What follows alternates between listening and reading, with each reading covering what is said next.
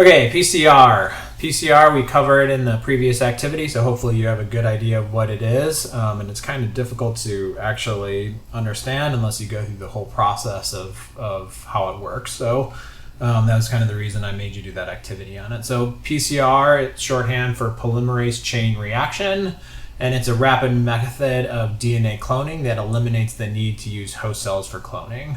And the idea behind this is that you want to make a large number of copies of a particular sequence of DNA. So if you have a human genomic DNA sample, that has 2 gigabytes of DNA sequence, and maybe you want to just have like a small region of it.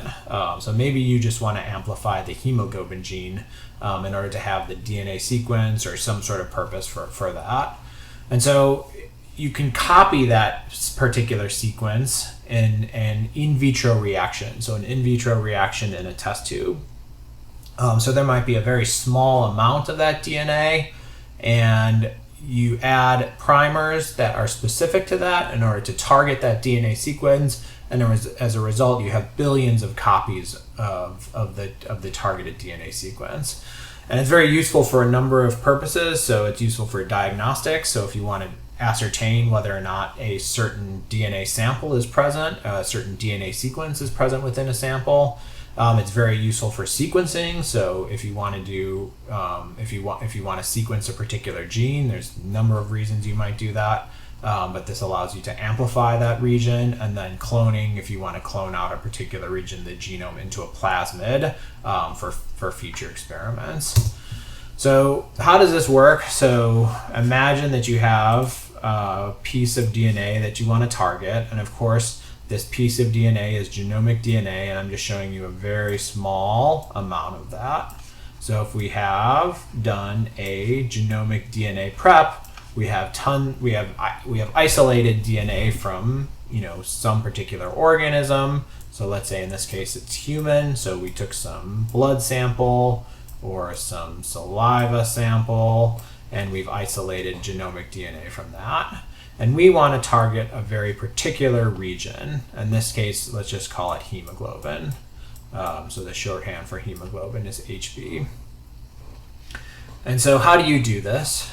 So one of the things that you have to do is you denature the DNA. So this is very common in any sort of technique that's meant to manipulate DNA. So you melt the DNA, so you separate the 2 strands apart, you break those hydrogen bonds, and then you anneal primers. So the idea is that you somehow have designed primers. So you have chosen the sequence of these primers, and you've chosen the sequence to be complementary to the region that you want to target. And it's important to note that you always have 2 different primers. So one targets the right side and one targets the left side. And this defines the region that you're going to amplify. So the 5' end of the left prime primer and the 5' end of the right prime primer define the exact region that will be amplified. And this is not obvious until you actually go through the process. So another thing that you need to note is that the left primer is in the 5' to 3' direction, and it's complementary to the 3' to 5' strand. So if we call this the Watson strand and this the Crick strand, then the 5' is complementary to the Crick strand. So the left primer is complementary to the Crick strand. And then the second primer, the right primer, is complementary to the Watson strand. And so you may have to just make sure that you design that so that you have this anti-parallel binding in mind. So you anneal the temperature, you anneal the primers by lowering the temperature to a range where the hydrogen bonds can reform. And so the heat, the energy from the heat, is no longer able to melt that DNA apart. So it's almost like, you can think of it almost like water and ice. So you can melt ice by raising this temperature, but then at some point you reach a phase transition where the ice reforms. And so the same thing is true with DNA. If you raise the temperature, you melt it apart, and then you lower it to the point where a phase transition occurs and the primers actually can rebind, or the original 2 strands can rebind. So now you add polymerase. So this is just a molecule that we discussed in Chapter 11, how DNA replication occurs. And of course, DNA polymerase is able to extend from primers. So it's able to extend from both RNA and DNA primers. And so if you add DNTPs as well, and you raise it to the temperature that it's most effective at, for in this case it's 72 degrees, around 72 degrees, then it will actually incorporate nucleotides to make a new copy of this. And then the same thing will happen for this. And this strand will keep going, for a long ways, which is determined by the processivity of the enzyme. So how long the enzyme can hang on before it falls off. So for common polymerases that we use in the lab, this might be about 500 base pairs, maybe 1,000 base pairs. But this is kind of the order of magnitude that you should think of. So, unless you have a very special polymerase, it typically can only amplify something like 500 to 1,000 base pairs long. And so as a result of this reaction, you now have two strands. So we started out with one target strand, and now we have two target strands. And this, this ends, so the Crick strand ends at this point for this one, and then the Watson strand ends at this one. So now what happens if we do this cycle all over again? So again, we raise the temperature to 92 to 95 degrees Celsius, and we melt the DNA apart, and then we lower the temperature and allow the primers to reanneal. So the primers are in excess, so they're preferred targets for the reannealing versus the two DNA strands. And so now we do this all over again. So we have this one right here, which looks very similar to this one right here. We have this one right here, which is identical to this one right here. And the exact same thing happens. It amplifies this way, it amplifies this way. But then we have two new strands that amplify again, but they only reach this endpoint right here. And that's because this strand came from that first PCR reaction. And the same thing is true here. It amplifies, amplifies, amplifies, but it actually ends at the end of the DNA strand. And so now you have a total of 4 double-stranded pieces of RNA. So 1, 2, 3, 4. And so you continue to repeat this cycle, and each one of these can now amplify and create a new strand. And so this is an exponential process that goes from 1 to 2 to 4 to 8 to 16. So each cycle that you do, you're doubling the amount of DNA. And then the other thing is, as you do this reaction more and more often, this size product is what gets amplified the most. So eventually, even though you have pieces of target DNA that are larger, because this one creates the exact same copy of it. So this is where it's important to just kind of go through the process of drawing out the primer binding and seeing what happens. This will create an exact copy of itself, while this one will create a copy of this. And so eventually the main DNA sequence within that PCR reaction is this. And so if you do 20 cycles, you increase the DNA copies by 100,000 fold, and the majority of them will be this sequence right here, which is defined by your primers. So this is what we mean when we say we can use primers to target, to amplify a very targeted sequence. You define exactly what comes out of the PCR reaction. So this requires DNA polymerase. So we need this enzyme. So we have to have a source of this enzyme, and that we just order through NEB or some sort of company. Primers. So we needed to be able to design 2 primers, and again we just do this through some sort of company where we say these are the primers we want, and they send it back. It's important to note that you also need some sort of knowledge of the DNA sequence that you're targeting, because you needed to have that sequence in order to design the primers. Magnesium, so this is an ion that's a cofactor necessary for the DNA polymerase, and then DNTPs in order to add incorporate new nucleotides, and buffer. So these are the important things. So buffer is just something that controls the pH.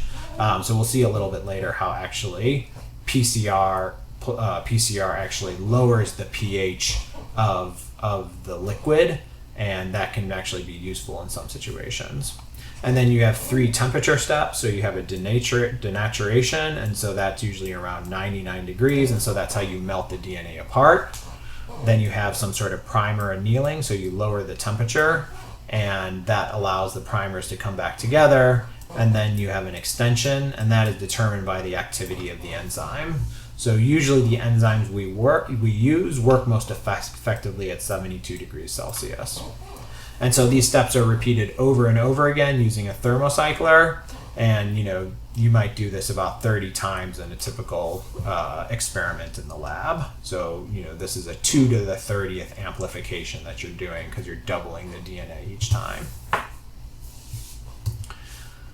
So limitations of PCR. So it's important to note that you need to have some sort of information about the nucleotide sequence is required to design primers. So if I just gave you random sequences of DNA that that wasn't related to any sort of gene that you knew about, it'd be you would not be able to design primers that could amplify and sequence that.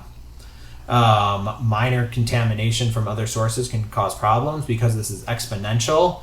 You can amplify from other sources of DNA that you might not know about. So if you're not careful, if you don't use gloves, a certain number of skin cells will actually slough off and can be incorporated. The DNA from that can be incorporated into that. Bacteria, there's all sorts of things that can contaminate a reaction, and the primers, if there's enough homology, can actually amplify from that. And PCR cannot amplify long segments of DNA. So typically what you do is 500 to 1,000 base pairs. If you want to spend a lot of time and use a more expensive polymerase, then maybe you can amplify something on the order of 10 kb. But the genome we're talking about like a chromosome is 100 megabases. So you're really only amplifying a very small segment of that.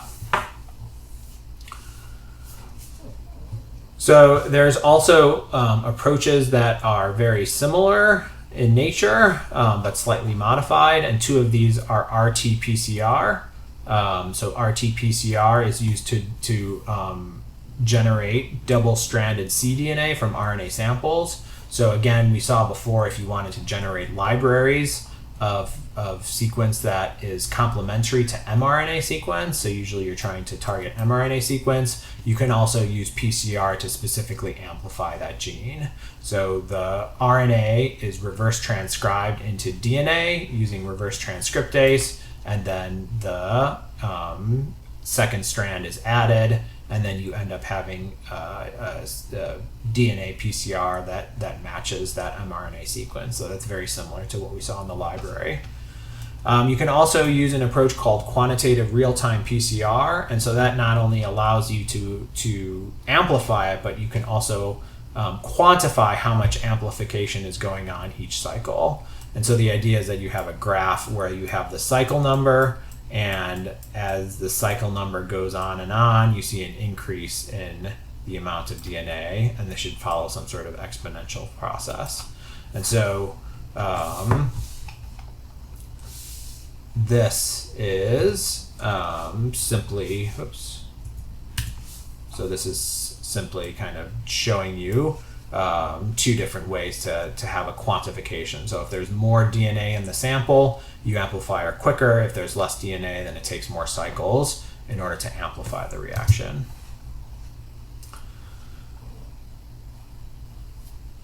So I'm going to skip that for now. So we will not cover the exact quenching approach, but I do want to talk about the applications of PCR. So it's a super useful tool. I've probably done 2,000 PCR reactions in my time in the laboratory. So this is something I do over and over again. I've done over and over again. This is something that any of my students do over and over again. So what is it useful for? So it allows for screening of mutations involved in genetic disorders. So we'll see this in the next chapter. So the location and nature of mutation can be determined quickly, And then you can also generate allele-specific probes for genetic testing. So it makes PCR very important for diagnosing genetic disorders. Actually, so let's go over an example now of how you can use PCR for diagnostics.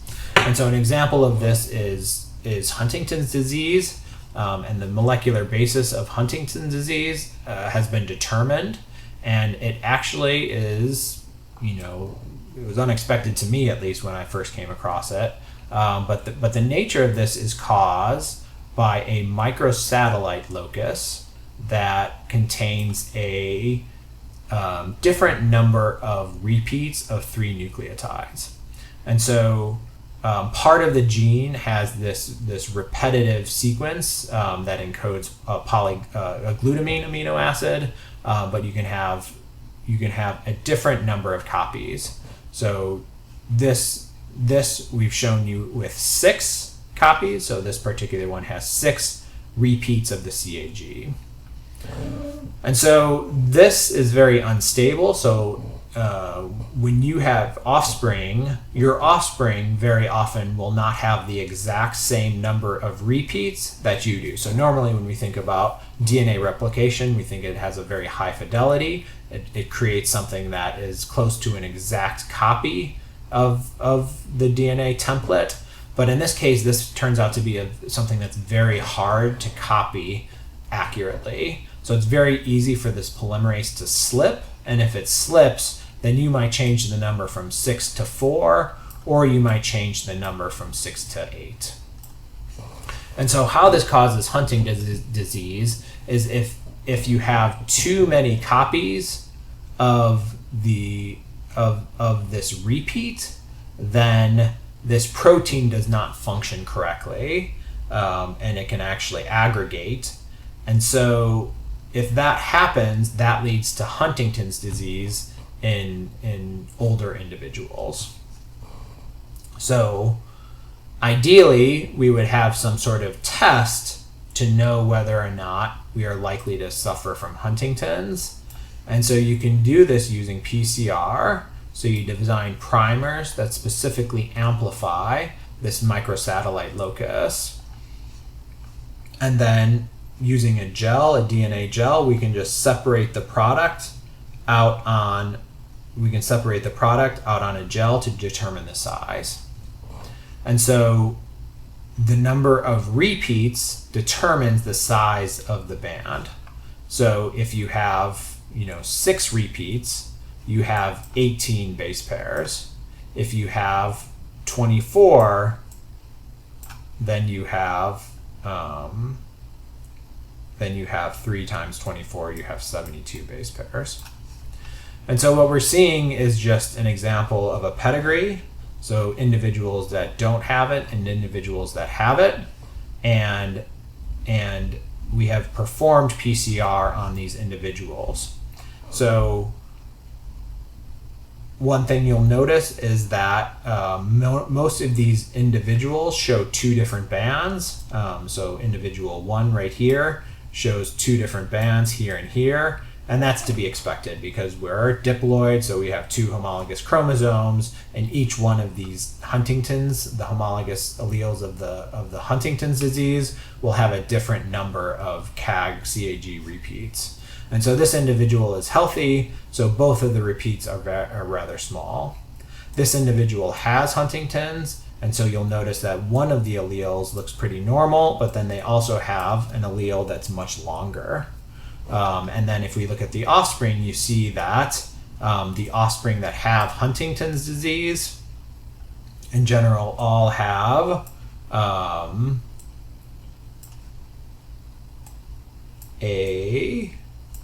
allele that is large. And you'll also notice none of them have the exact same size. And so that's just what I'm saying, where the copy number, the number of repeats is very unstable. So it's unstable, but also if you have someone that already has a large Huntington's and it already has Huntington's, then you're much more likely to have Huntington's because you're starting from a large point that already causes it. So your exact size will change, but it'll be close to what your original version was. And so this is just an application. You design primers that amplify in this region, and now you can just use the size of the product to genotype an individual and predict whether or not you think they would have Huntington's. It is also very useful as a diagnostic. So if you have participated in the testing, you know that you just provide a saliva sample, and somehow that testing determines whether or not you have the viral particle in your saliva. And so how does that work? And so that works because we're able to amplify from the coronavirus genome. And so the coronavirus genome is approximately 30 kilobases in length, and it encodes a number of proteins that are necessary for making the capsid. So the spike protein, the membrane protein, the envelope protein, these are all things that are on the membrane and help the virus actually bind to the human cells and get incorporated into the cells. And then it also has a nucleocapsid that is involved in as an interferon agonist, so something that hijacks and prevents the immune system from working.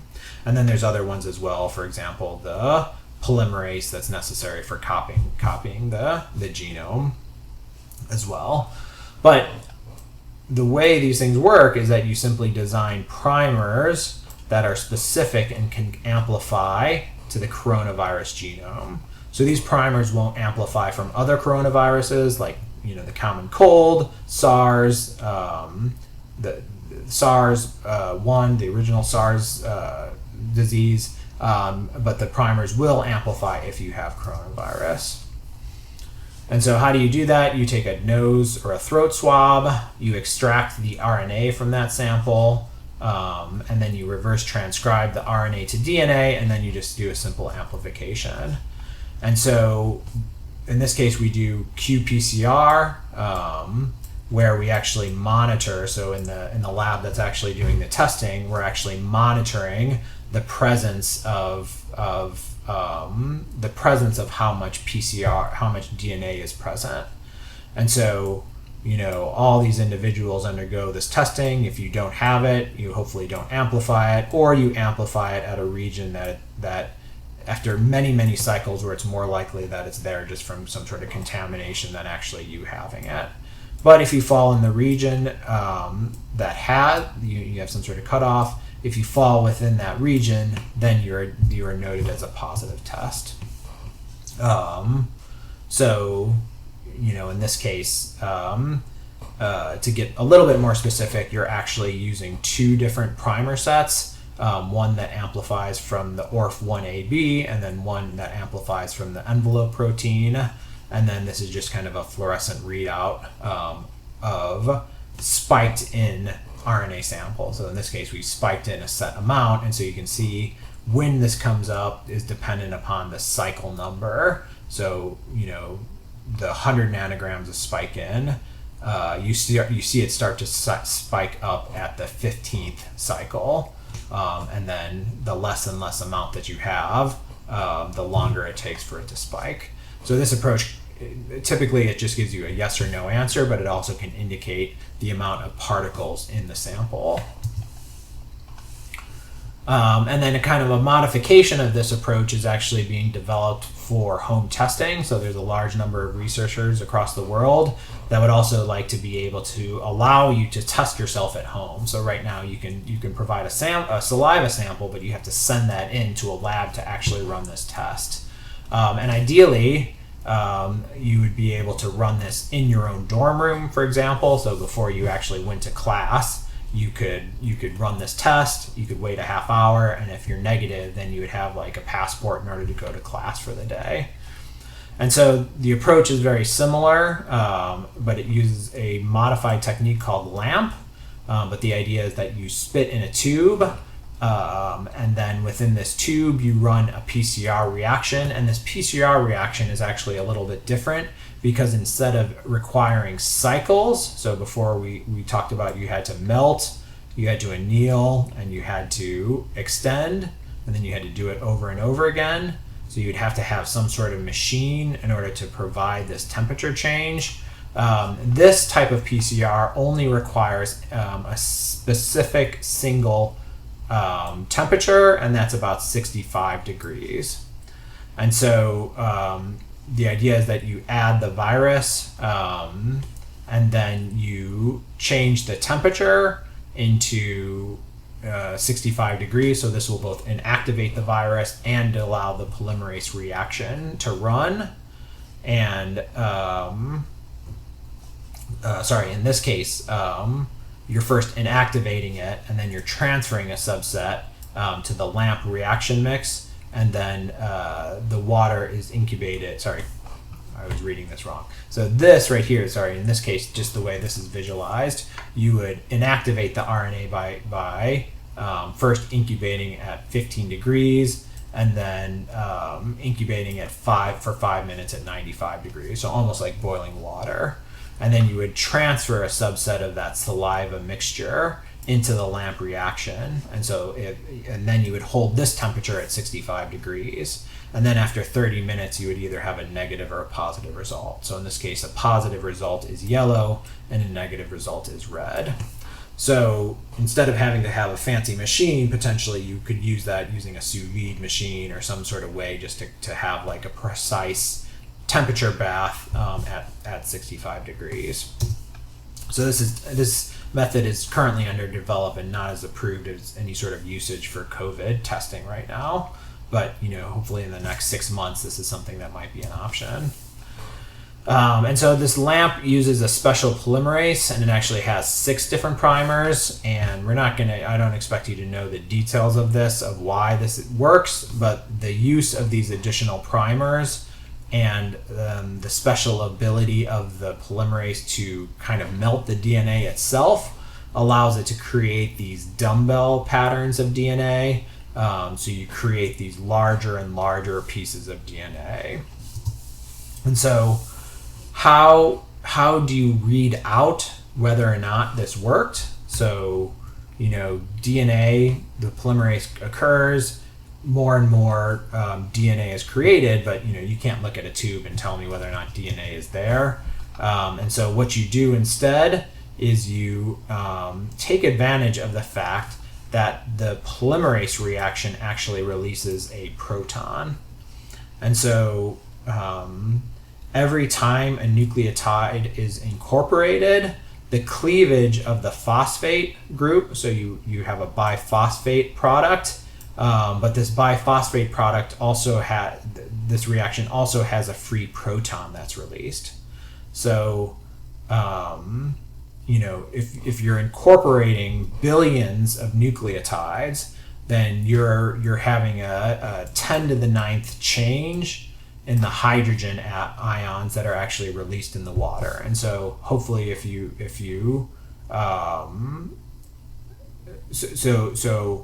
this amount of change, of this amount of release of hydrogen ions will actually have a pretty significant effect on the pH of the solution. So initially you start out with a pH solution of 8, and then if the reaction is working, you lower the pH down to the point of around 6.0. Eventually the pH lowers to the point where that actually stops the reaction. And so this dye that you also add is very useful. It's useful as a pH indicator. So you've probably encountered many dyes that are used as pH. So like pH paper has these dyes that change color, and so you read out the pH just by dipping the pH strip into the reaction and looking at the color, into the liquid and looking at the color. And so they've taken advantage of this just to have a readout of changing the color from red to yellow, and that indicates that there's probably some sort of positive reaction going on. So again, this is all in development, but I thought it was a useful thing to talk about as a potential interesting future use of PCR for diagnostics. Hopefully it'll be ready for COVID-19, but even more likely if there's another sort of pandemic or COVID-19 continues to mutate in the future and comes back, hopefully we'll have diagnostic testing that can be done at home.